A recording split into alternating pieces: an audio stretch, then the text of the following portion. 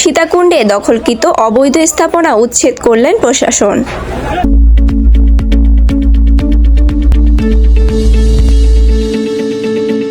সীতাকুণ্ডে সরকারি জায়গা থেকে অবৈধ স্থাপনা উচ্ছেদের জন্য অভিযান পরিচালনা করা হয়েছে।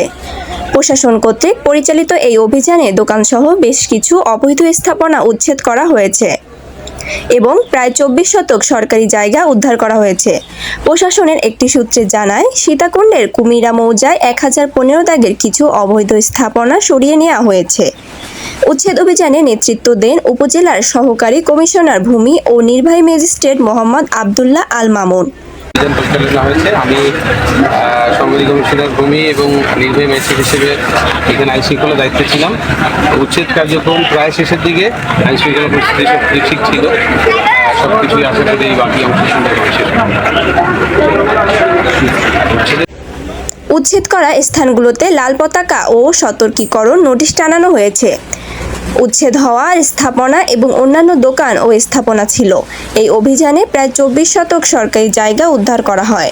উপজেলা সহকারী কমিশনার ভূমি ও নির্বাহী ম্যাজিস্ট্রেট মোহাম্মদ আব্দুল্লাহ আল মামুন বলেন, সরকারি সম্পত্তি রক্ষায় তারা বদ্ধপরিকর এবং অবৈধ দখলদারদের বিরুদ্ধে আইনানুগ ব্যবস্থা নেওয়া হবে। ASP news desk.